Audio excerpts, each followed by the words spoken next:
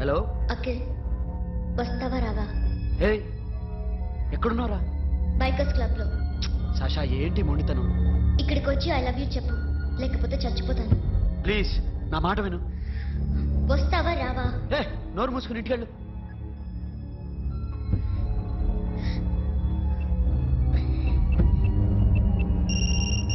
వస్తావా రావా?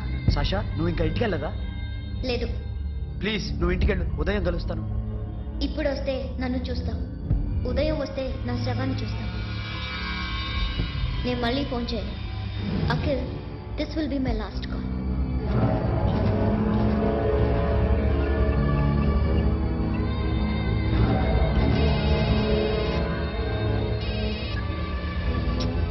సాషా,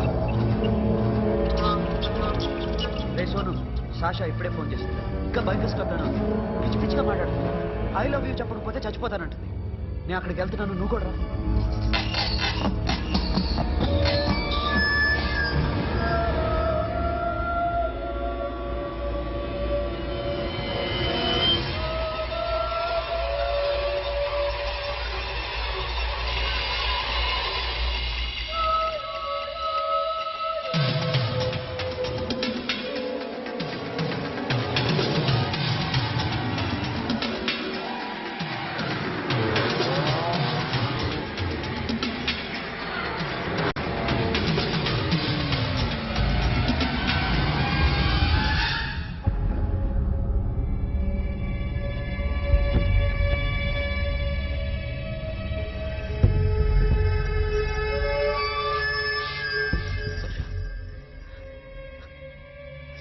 సాక్షా,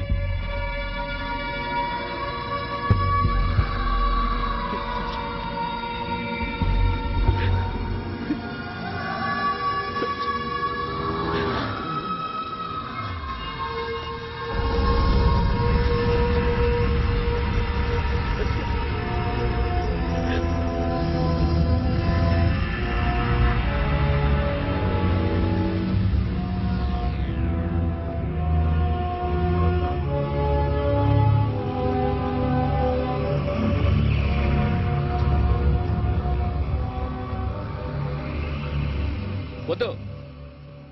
నా చెల్లిని తాకద్దు, దాన్ని ముట్టుకోవద్దు. నువ్వే చంపేశావు నా చెల్లిని. నీ మూలంగానే చచ్చిపోయింది. నాకు తెలియదురా తను ఇంత పని చేస్తుందని. తెలీదు, నీకేమీ తెలీదు. నువ్వంటే దానికి ఎంత ఇష్టమో తెలీదు. నీ మీద ఎన్ని ఆశలు పెట్టుకుందో కూడా తెలీదు. ఉన్న ఒక్క చెల్లిని చంపేశావు కదరా. పోరా, వెళ్ళిపో. నాకు కనిపించదు, జీవితంలో నాకు కనిపించదు. సోను, నీ నా మాట మొహం నాకు విను. చూపించదు. పో. అలా అనొద్దురా, నా మాట విను. పోరా సోను. పో. పో. సోను, వెళ్ళిపో. అప్పటి నుంచి నేనంటే వాడికి అసహ్యం. సాషా ఇలా చేస్తుంది, చచ్చిపోతుందని నేను అనుకోలేదు. ఎన్నోసార్లు వాడిని బతిమాలడానికి వెళ్ళాను, ఎన్నోసార్లు నచ్చచెప్పాలని చూశాను. వాడికి నా మీద కోపం ఎక్కువైందే తప్ప తగ్గలేదు. నా మీద ద్వేషం పెంచుకున్నాడు. నేను వాడికి దూరం అయిపోయాను. కానీ అనుక్షణం వాళ్లే గుర్తుకొచ్చేవాళ్ళు. నా మనసులో ఉన్నది ఆ అమ్మాయి అర్థం చేసుకోలేదో, ఆ అమ్మాయి అనుకుంది నేను అర్థం చేసుకోలేదో, కానీ వీడు మాత్రం నన్ను అపార్థం చేసుకున్నాడు. నన్ను కొట్టడానికి వచ్చిన వాళ్ళని దుమ్ము లేపకపోతే నేను మగాణ్ణి కాదు. అలాగే ప్రేమించిన అమ్మాయి కోరిక తీర్చకపోయినా నేను మగాణ్ణి కాదు. ఇప్పుడు నీకేంటి?